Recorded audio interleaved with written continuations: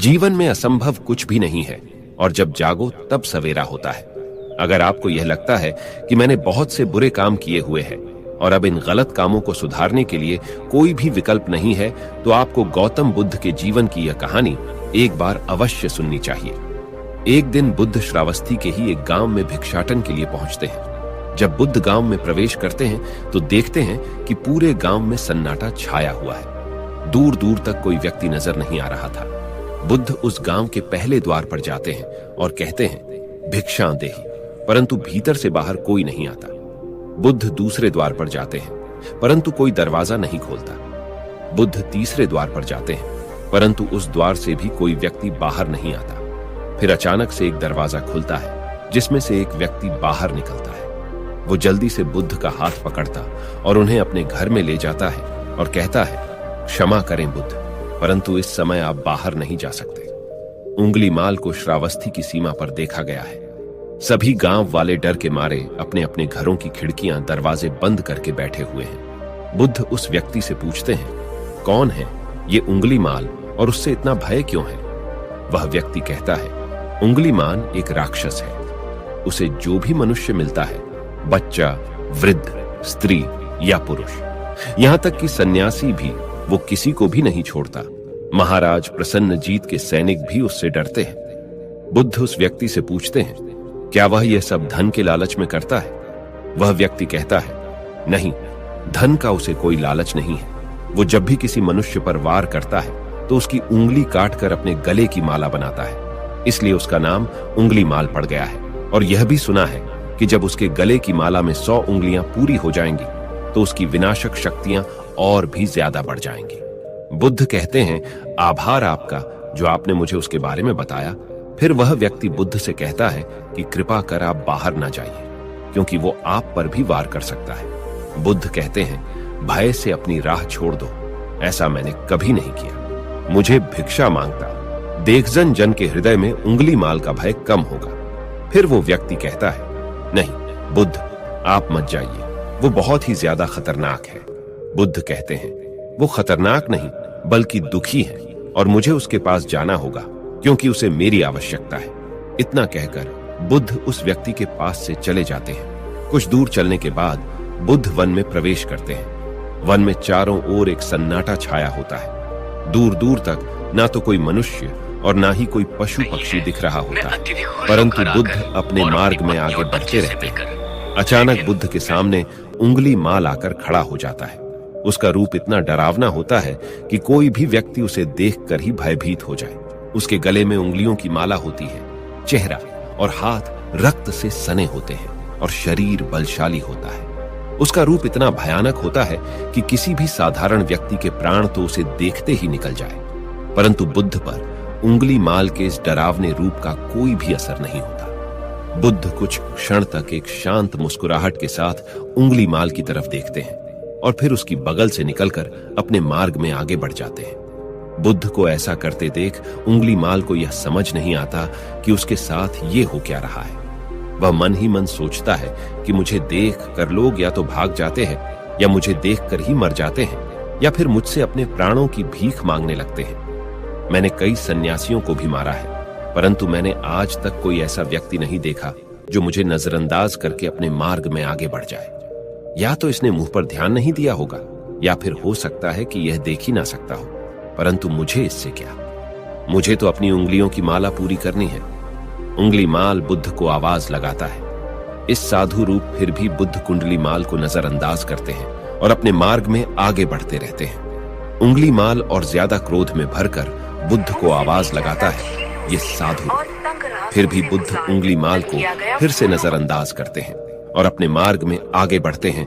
उंगलीमाल तीसरी बार बहुत ही ज्यादा क्रोध में भरकर आवाज लगाता है। इस आधो रुख फिर बुद्ध रुकते हैं।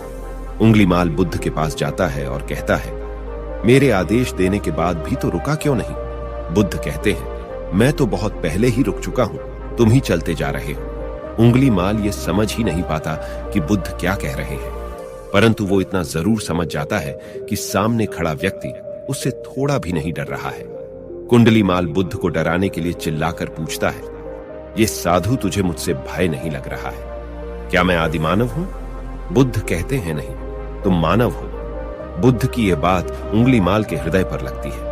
पहली बार उसे किसी ने मानव कहा था, परंतु वो इस बात को नजरअंदाज करने का प्रयास करता है और बुद्ध से पूछता है, इस साधु, तूने ये क्यों कहा कि तू कब का रुक चुका है, जबकि तू तो चल रहा था? और तूने ये क्यों कहा कि मैं नहीं रुका? बुद्ध कहते हैं, मैं बहुत पहले ही रुक चुका हूं। यानी मैंने ऐसे सारे बुरे कृत्य करना पहले ही छोड़ दिया है जिससे किसी भी व्यक्ति को कष्ट पहुंच सकते हैं। सब जीना चाहते हैं, बस तुम उन्हें करुणा से देखने का प्रयास करो। बुद्ध के ये शब्द दोबारा से उंगलीमाल के हृदय पर चोट करते हैं, परंतु वह दोबारा से बुद्ध की बातों को नजरअंदाज करने का प्रयास करता है और इस बार वह और क्रोध में भरकर बुद्ध की गर्दन पर अपनी कटारी रख देता है, जिससे वो लोगों की हत्या किया करता था, और बुद्ध से चिल्लाकर कहता है, नहीं, मानव में ना तो प्रेम है और ना ही करुणा है, सिर्फ छल और कपट है। इसलिए मैं सबकी हत्या करूंगा और किसी को जीवित नहीं छोड़ूंगा। बुद्ध कहते हैं, तुम्हें लोगों ने बहुत दुख दिया है। उंगलीमाल क्रूरता मनुष्य अभियान के कारण ही करता है। एशिया द्वेष, मोह, माया, ये सभी अज्ञान की ही संतानें हैं, परंतु वो व्यक्ति ही है जिसमें दया, करुणा, सद्भाव और समझ का उदय भी होता है।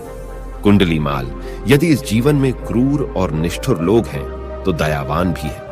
बस तुम्हें अपनी आंखों से इस अंधेपन की इस पट्टी को हटाना होगा जो तुम्हें केवल बुराई ही दिखा रही है। तीसरी बार बुद्ध के शब्दों को सुन उंगलीमाल का खुद पर से संयम हट जाता है। उसे समझ नहीं आता कि पहली बार उसे अपना आपा इतना कमजोर क्यों महसूस हो रहा है। वह कोशिश तो करता है क्रोध करने की, परंतु कर नहीं पाता। वो बड़ी हिम्मत जुटाकर क्रोधित होने का नाटक करके बुद्ध से कहता है, तुम और व्यक्ति हो जैसे नहीं हो। बुद्ध कहते हैं, मैं हर व्यक्ति जैसा ही हूं, बस जागृत हूं और यह सिद्ध कर रहा हूं कि हर व्यक्ति में जागने की क्षमता है। मेरा मार्ग क्रूरता को दया में परिवर्तित करता है। उंगलीमाल, तुम अनजाने में घृणा के पद पर हो। इस क्षण रुक जाओ। तुम्हारे भीतर भी यह क्षमता है कि तुम दया और करुणा के पथ पर चल सको। इतना सुनते ही उंगलीमाल के हाथ से कटारी जमीन पर गिर जाती है और उसकी आंखों से आंसू बहने लगते हैं। भला कोई कब तक बुद्ध को अनदेखा करेगा? कुंडलीमाल रोते हुए बुद्ध से पूछता है, क्या आप वही हैं जिन्हें लोग बुद्ध कहते हैं, जो लोगों को मुक्ति के मार्ग पर चलना सिखाते हैं? फिर बुद्ध कहते हैं कि हां, मैं वही हूं और तुम्हें भी मुक्ति के मार्ग पर ले जाना चाहता हूं। फिर उंगलीमाल कहता है, परंतु मैं अब बहुत दूर निकल गया हूं। मैंने बहुत हत्याएं करी है और बहुत पाप करे हैं। मैं अब चाहकर भी वापस नहीं लौट सकता और मेरा वापस लौटना अब असंभव है। बुद्ध कहते हैं, असंभव कुछ भी नहीं, जब जागो तभी सवेरा। उंगलीमाल कहता है, मैं अब पुनः जीवन की ओर नहीं मोड़ सकता, बहुत देर हो चुकी है। बुद्ध कहते हैं, तुमने इतनी चेतना है कि तुम जानते हो कि जो तुमने अब तक किया वह बुरा था। इसका अर्थ यह है कि तुम जानते हो कि क्या अच्छा है और क्या बुरा है।